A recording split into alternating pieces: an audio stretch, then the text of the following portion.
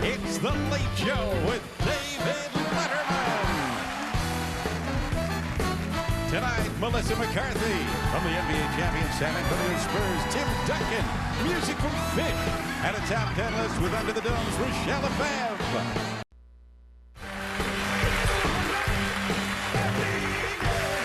Last week, our next guest led his team to victory against the Miami Heat. Took home a 5th NBA championship from your world champion San Antonio Spurs. Here's Tim Duncan, ladies and gentlemen.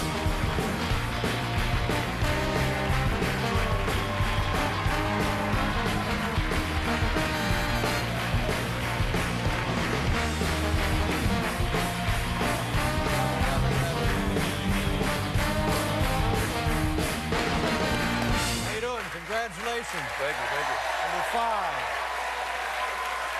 Remarkable accomplishment. Congratulations to you and the rest of the team. San Antonio, and don't take this the wrong way, but I think a lot of people don't think of San Antonio as a real hub of basketball. I'm wrong because you won 5 championships. Yeah, we've done all right. Yeah, you've done pretty well. Now, I saw a videotape. Was that you and your family getting out of that van? Are the kids here? Yeah. How many kids do you have? I've got 2 kids. Do you mind if we take a look at them? Yeah. Say They're hello back there. If they kids put their back iPads down, they'll... If they put their iPads down. Hello, kids.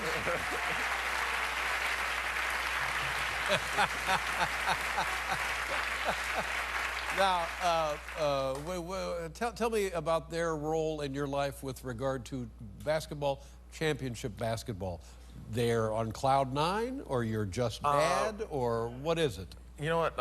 My daughter was born 3 days after my championship in '05. My son a month after '07. So this is the first one they've got to actually be a part of and actually witness and understand what was going on. So they had a blast with it. They had a great time. I tried to keep them involved in everything, did the interviews with them, kept them with the trophy, everything else. So they really understand and they really love it this year. And when it comes down to playoff season, the tension, the atmosphere in the house must change a little bit because each game is a little more important than the previous game. Does that affect the kids, or is this something they've come to expect from Dad now? No, I try not to. I try not to act that way around them.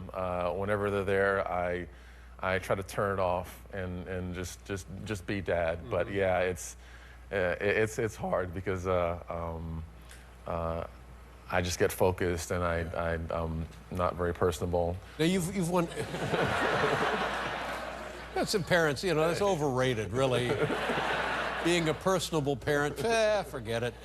5 NBA championships. This is, I think this is delightful, and I'll tell you why. Not that anybody cares.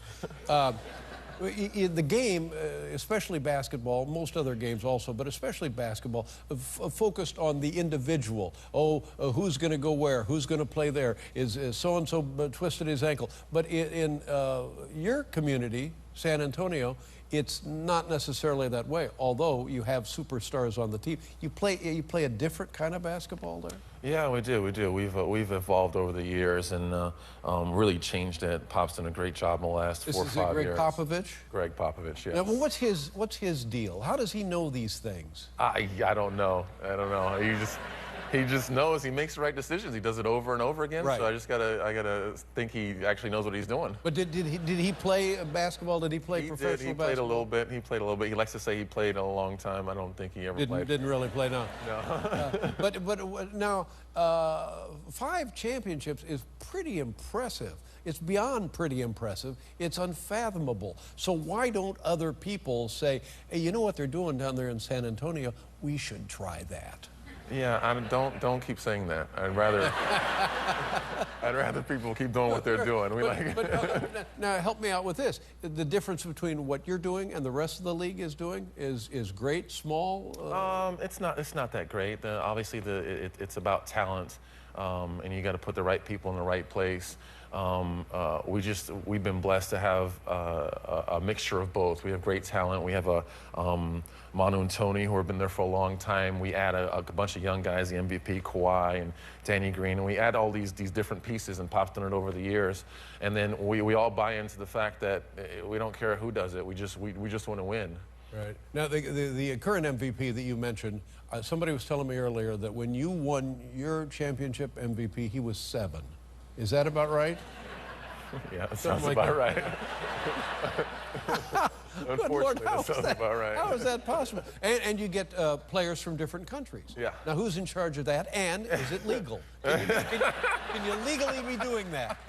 Yeah, I hope so. Yeah, we're about to lose a couple championships if that's not the case. But who knows? Oh, well, let's go after a guy in Italy. Let's go after a guy in France. Who knows that? I always give Pop a lot of junk because for the last however many years, 10, 12 years, we had the draft, and I always tell them every year, I'm not watching, I'm not looking, I don't care. And every year I end up sitting there and watching. And every year we draft some guy whose name I don't know or can't pronounce, and the chances of me seeing him are 50-50. And but over the last couple of years, you look at our roster, and these are the guys that we've drafted. We've left them overseas, or we've developed them in-house, and these guys have turned out to be real players. So it's interesting, and again, a bit of a surprise that we have NBA caliber talent other parts of the world, really, because I think we consider it to be an American league, an American sport, really. Not anymore. It's global now. Not anymore, boy. We'll be right back here with your NBA champion, Tim Duncan, ladies and gentlemen.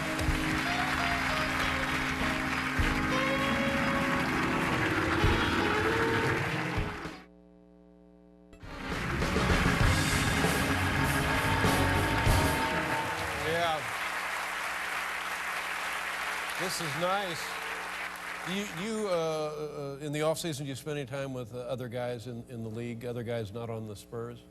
I work out a little bit with some different guys. We have a great gym that we run in San Antonio in the summertime, and over the last couple of years, guys have found their way down to kind of work out with me and the rest of the gym there. Do you have a relationship with like Kobe Bryant off court or LeBron James off court? Do you know these guys personally? I know of them. Yeah, I've heard, but I don't not personally. No, the names don't ring a bell. 5 championship rings, 2 MVP awards, 3 final MVPs, 14-time All-Star. I mean, any one of these. Rookie of the year. Boy, that the game when the air conditioning went out. Now, who was responsible for that? Was that Popovich? I don't know. I cannot comment on that. You know exactly. No, you know exactly.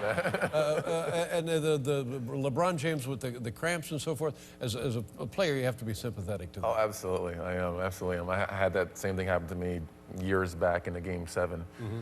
So I knew it wasn't a joke. Obviously, we just wanted to win the game. We weren't worried about what was happening to him. But. Yeah. We'll take it how we can get it. Yeah, and so now, and I'm not telling you how to run your life because you've done a pretty good job, but you win the championship. You've done it 5 times. I don't know how old you are, but you're, well, you and I are about the same age. Basically. Did you think about, well, maybe I'll announce my retirement after when we win the 5th? I did. I thought about calling it a year and calling it a career, right. And but I felt I could at least do 1 more year. I felt I was still effective. I felt I could still play and help the team. There you go. Do you still stay in touch with David Robinson? I do. I see David a lot. Yeah. David always comes to the games, and that's cool. Yeah. Well, and let's just say now one day you decide to stop playing. What do you see yourself as doing? What? Your father, of course, that's a huge job. But what would you like to do after the playing is finished? You know what? I honestly have no idea. Pop keeps talking to me about coaching or being around basketball, and I'm not sold on that yet. I love cars, and I have a car shop, and I mess with that a little bit. That's great. Yeah. That's fantastic. Yeah, but yeah. I mean, here's what if I were a player. I mean, how many games do you play a year? There's preseason, then there's the 82-game season, and then there's the playoff schedule. I mean, you're virtually no time off. And then throw in the Olympics every 4 years. Yeah. And they're talking about now winter basketball, so that will be every 2 years in the Olympics. It would be the travel that I think would be the toughest part of the game. Yeah, well, we're taken care of, so we travel pretty well. But the schedule's a grind. It is a grind, and but it's something you get used to. This is great. You know what this guy did here? He just said, and I specify what I think is the most difficult part of it, and he adheres to the theory: no whining on the yacht. Right there. Right there. Okay. Now, the NBA asked me to present the trophy to you. Oh my God, my back! There you are. Oh, thank you. How about that?